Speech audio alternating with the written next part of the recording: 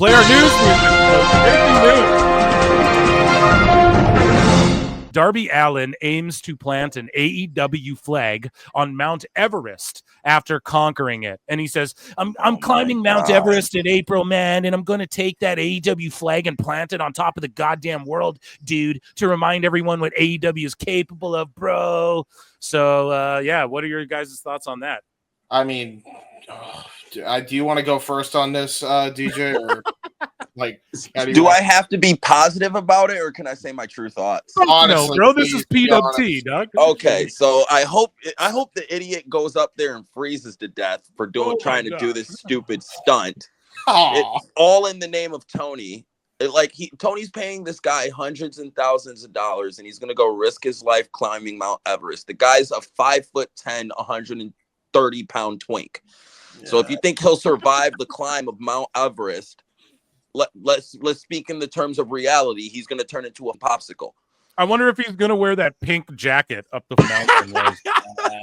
Yeah, I mean, look, I'm more kind to Darby than you are when it comes to this. But I do agree. No, I like Darby as a person, and I like him as a wrestling personality. But we can all agree that he's a moron for doing it. Oh, absolutely. Yeah, that I was about to say.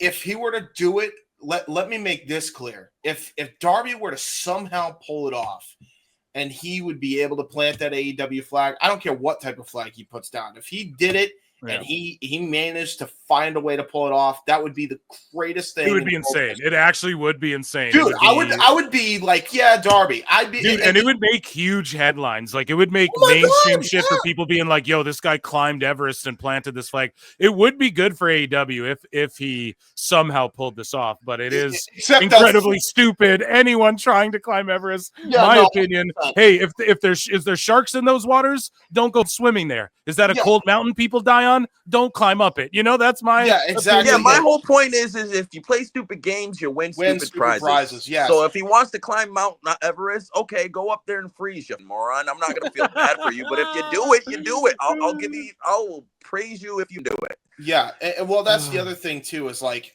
he's doing it for exactly what you said, Phil. He's doing it for AEW and Tony's sake, brother. What have they done for you lately? Seriously, ask yourself that question. Look at yourself in the mirror, Darby. What have they done for you? Like, why are you doing this for Tony? Why do you think this is even like Tony's not going to squander this opportunity like he hasn't 15 other opportunities that's passed him by? Like, you kidding me? Like, I know we'll send him up the mountain, and then we'll build a vert ramp, and Tony Hawk will be there via helicopter, and then AJ Big Boom will do a TikTok. They'll make a TikTok. It'll be great. Yeah. And then John Claude comes out of nowhere, and then Time Cop. Yeah. What we'll do is we'll actually travel to the future to where global warming takes over, and actually Mount Everest is like the same sea level as Mexico, and then we'll fly him to the top by a private plane, and then plant an AEW flag, and then travel back in time, and then we'll still say we claimed Mount Everest. Time Cop. That's what it's gonna be. I swear to God, like every time we hear Tony speak, it's like he's slowly transforming into Lemon Grab from Adventure Time. Oh my God. Unacceptable! Dude, he's losing it. I swear. I bet you that's what he was screaming when Punk lunged at him after Punk lunged at him. This what is are you doing? Yeah, exactly. Yeah, exactly what he said. Dude, I prayed for this guy, by the way, Darby. Like, I legit, when he was going to do it the first time before he broke his foot, I'm like, I literally grabbed your one of prayer my saved him. Your prayer saved him. Seriously, I swear. Like, I'm a believer in God. Your prayer broke his leg, bro. It worked. Holy God is real, chat. Dude, I literally did it right after he broke his leg, but I didn't know he broke his leg. So I'm like, I literally did the full Father, Son, Holy Spirit prayer. And I was like, oh my God, it's a miracle. He didn't climb yet, but now he's going to climb again. And I'm like, oh, Jesus I love Christ. it. I love it. Your prayer worked. So again, never forget right here, Tony Khan. This is our great leader here. So Bobby Lashley, shout out Denise Hollywood Salcedo. Yes. Shout her out. She does great work. And I know a lot of people, I've said it a million times on the show, but I know a lot of people are like, oh, she asks dumb questions. Like, yeah, that's her job. She's just the bubbly girl. She has surface level and sometimes dumb and then I react to it. That's her job. I agree. I agree. She does a great job at what she does. I just don't see the appeal to it. I'm sorry. Yep, I'm just one enough. of those guys. I have nothing personal against her. I agree. I'm happy for her success that she has. I wish I was in her position. Yeah, but I just don't see the overall appeal to her. I'm happy she dipped away from Fightful. Personally, I think it'll. Yeah, her and Santi doing their Raw show is for her sanity. I'm happy she does that. Think about being around. Dude. So either way, though, speaking of voice, let's hear Bobby Lashley's voice. He wants to end his career in AEW and give back to the younger guys. Shout out Denise. What do you want this part of AEW to be for you, like in your career? What do you want it to be? I want to go out with a bang. You know, everybody says that they want to end their career in a certain way, and that's what I want to do. I'm going to end my career here at AEW, but one thing I want to be able to do is I want to be able to really blow and show the Hurt Syndicate what we are able to do when we have that opportunity. But then again, what I want to do is I want to be able to help out and some of these guys here. You know, when I've had an opportunity to come and meet some of the guys at AEW, there are some amazing talent wrestlers out there. So what I want to be able to do is I want to have some storylines with some of those guys. I want to wrestle some matches that people didn't really think of. When I moved over, they were like, well, Bobby against this guy, Bobby against this guy. I want to do some of those matchups that people were like, I didn't know that I. So to me, everybody sort of says that, oh, I want to do these matches that like sort of these dream matches, but at least he's smart enough to not say dream matches, just, oh, matches I didn't know that could happen. So I said earlier, Kenny Omega versus Lashley, to me, that peaks as a mark. I'm like, dude, that piques my interest. But yeah, he's saying he wants to retire in AEW. Let's listen to the last like 15 seconds here. And yeah, he wants to stay there, I guess, and collect that check. And man, he's like damn near 50. He might as well. I really needed that match, but I love the fact that I got it. So that's what I want. I want to be able to do some big things for AEW, promote the brand, give back to Tony, give back to a lot of the wrestlers. Because when I first started in wrestling, there was a lot of people that helped mold my career and build my career, and I want to be able to give that back to some of these younger guys. Well, hopefully the Young Bucks don't storm your locker room and try and fist fight you for that. But yeah, exactly. I'm glad he wants to give back to Tony because Tony sure as hell gave a lot to him. The best guy is Tony Khan. Exactly. Well, I mean, you know, apparently he also wants to blow and show, you know, so I'm glad you caught that too because I had to mute my mic for that. I had to mute my mic completely for that. Oh, I want to blow and show the Hurt Business. I was like, nope. Yeah, because I started crying, laughing. I was like, I wild, bro. Hey, whatever floats your boat, Bobby Lashley. It's 2024. You get what I'm saying? Oh man. Joining us on the show now is everyone's other favorite, Alt J.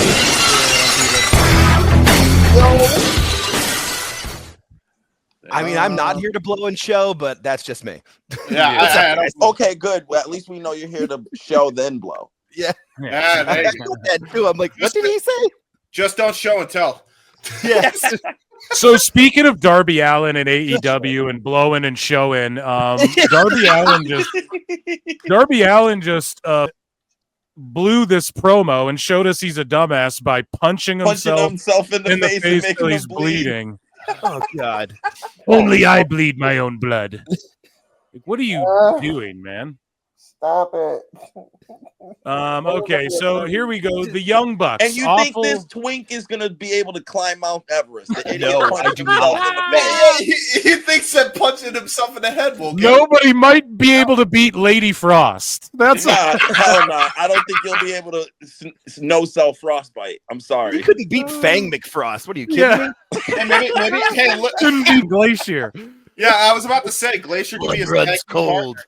The Yeti. Yeah, he encounters the Yeti. I know. Well, when you get to the top, you'll take on the Yeti at the top of the mountain.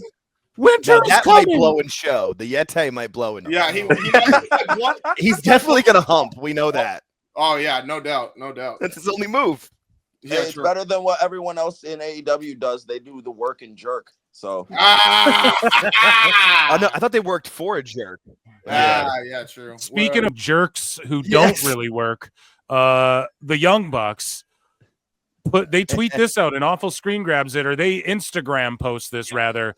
We're ass can't draw. So this is actually, just so you all know, this is actually a transcript of them in the confessional booth from last Sunday. No, but they say we're ass, can't draw, bringing Jack and Okada to the Elite, dumb, anarchy in the arena meant blood and guts, no one watched, selling out of 3 pairs of our Reebok sneakers, lies, wrestling in front of 50,000 people at All In, bomb, wasted Ospreay and Fletcher, both private party matches, the bed, Wrestling Observer newsletter Hall of Fame inductees, no one cares, by far one of my favorite years of my career, thank everyone. And then he tags everyone.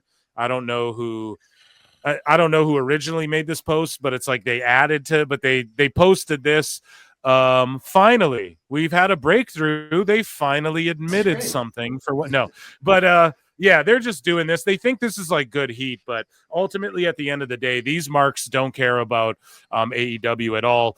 If we're to believe Dave Meltzer, the Young Bucks considered leaving to WWE before as well, but they got offered NBA level contracts, quote unquote, the Bucks, who said that on Swerve Strickland's podcast. And apparently they can't draw. I mean, that's true. We're asked. That's subjective, but I think they were exposed on TV. That like what made them cool, and you'd go out of your way to watch like a New Japan show or a Ring of Honor show, or you'd watch their clips online, or you'd watch a match online from PWG with the Young Bucks. It works in that form, but when they're on TV week to week, it doesn't really work. And yeah, I don't know. They're just, they think this is good heat, but really, to me, they have like go away heat, in my opinion. And also the shows are better without them on it. I got to be honest. And I was huge Young Buck fans for a lot of years, but I will say this, they too are doing this New Japan show. So they're like, we taken time away from AEW, and before we retire, we need to win the New Japan tag belts one more time for the 8th time or whatever. And again, it's like, they're trying to at least tell a story for Japan, but why would they do that if they just invaded AEW? And it's just so stupid, man. None of it's consistent. Here's some hypocrisy. Wasn't the whole reason they left New Japan for AEW was because they weren't being featured prominently? I swear that was one of the reasons. And like Kenny goes back there, Bucks are there. It's like, what's going on, man? Why don't these guys, even the Elite, are like pushed out of this company? Because Tony's vision doesn't align with the Elite's vision, and the Elite's vision didn't align with Cody's vision. You know what I mean? Well, the other thing too with that is like these guys don't realize that they're over when they're opening the card. That's the funniest part. And they're over when they actually tell a proper story. The only time that they were over was Wrestle Kingdom 12 when it was coming to New Japan. Roppongi 3K. That was it. That shit was awesome. That was like the best opening match. And it was like probably the best top to bottom pro wrestling show of all time, in my opinion. That's the last time I think that they were actually relevant with any semblance. And they weren't even the main attraction. They weren't. Yeah, it was Kenny Omega, it was Chris Jericho, it was Kazuchika. Yeah, and they'd be out there. Like at ringside for Omega, and so yeah, they were involved in all that hot Bullet Club. But ultimately, like when you break it down, they were side characters. They're just like they're like background characters to all the other people that we've seen: Tama Tonga, Tonga Loa, Carl Anderson, Gallows, Omega, Cody, AJ Styles, like all the names that have come the entourage. From that. Like they were legit the backup dancers, you know. Even for like a Bad Luck Fale. If Bad Luck Fale in his prime came over to WWE, they'd know how to market that guy and 100%. Push him properly, you know. So yeah, I just feel like they were sort of exposed on weekly TV. I think that's the key thing. Yeah, we all can come back to. But showing some self-awareness, DJ, what do you think of that? Man, I think these two are the most condescending, self-loving, narcissistic douchebags to ever enter the wrestling business since Hulk Hogan himself. Say it louder. Say it louder. It's so bad. Like, again, these guys are supposed to be executive vice presidents. They'll sing that fact to everyone. Make sure everyone knows it. You know, so much so they made it a gimmick. Okay. Dude. And yet they're never around when the company needs them most. They're never around, at least on television. They've never taken the business or their business or themselves seriously. No, and they weren't there for AEW. To add to your point, DJ, they weren't there for AEW when, like, okay, what would have made AEW successful with the Punk situation? them manning up, meeting with him, and doing a match. Instead, they ran around with their hands up in this empty building, going, "Yeah, we won."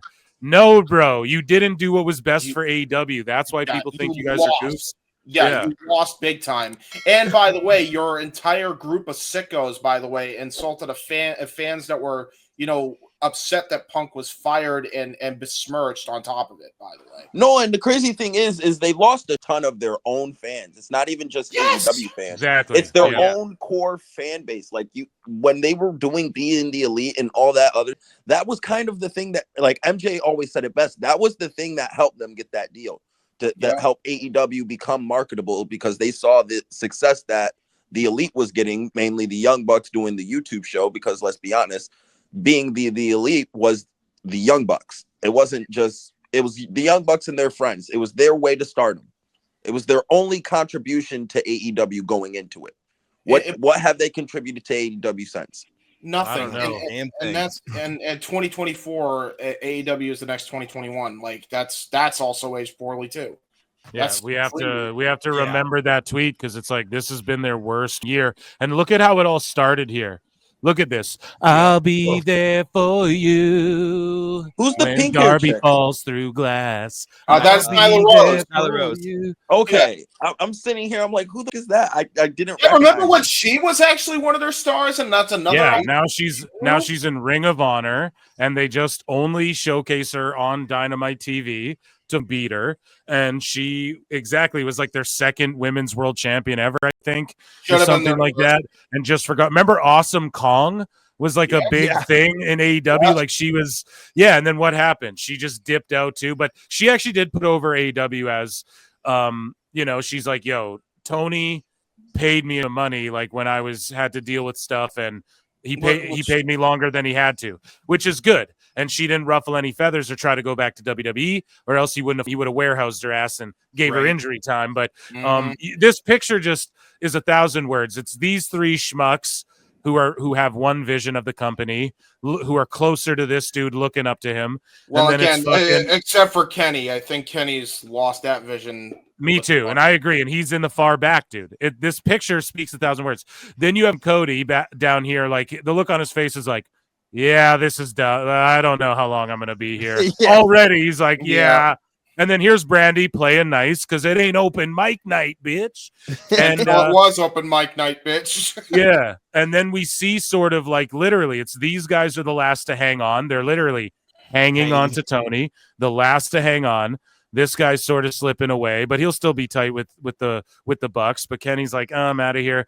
And then you have Jack Perry down here, not even smiling, looking at Tony like, I'm gonna hook this all up for you, dude. Just wait. Give it 2 years, bro. I'm gonna hook this whole thing up for you. I'm gonna get CM Punk to fight me and blow up your whole spot, homie. Give me 3 years, dude. Watch what I do. How he went from mutton chops to a full beard. Yeah, dude. Exactly. And so this picture to me speaks 1,000 words. I'm gonna hang it in the Louvre. I'm gonna hang it in the, in my bedroom over a fireplace and smoke a cigar under it. You know what, guys? Tony Khan. You know what the funniest part of this too is that we were mentioning how the Young Bucks are like some of the most pretentious people in wrestling. Yeah. The biggest irony, and they call themselves Christian, the biggest irony is that they criticized Hulk Hogan for everything that he did to them, and here they are doing the exact same thing that they accused Hogan of doing in TNA. Man, talk about irony. Oh, look at how they constantly sabotaged FTR behind the scenes. Oh my Lord, yeah, and not just FTR, the Ricky Starks, Ray Phoenix. Now, I mean, you can go down the whole list. It's unbelievable.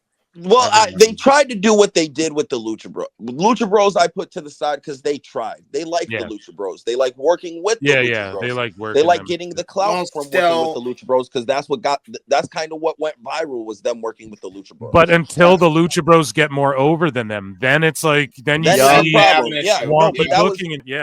that was instantly the issue with FTR when they came in. Yeah, they're more over, so they had to sabotage them in every way, shape, or form. After the second match, they were supposed to have the third match at Wembley the first time for the titles to unify all four titles. You know what the Young Bucks did? They decided they wanted to drop the belts to Keith Lee and Swerve out of nowhere.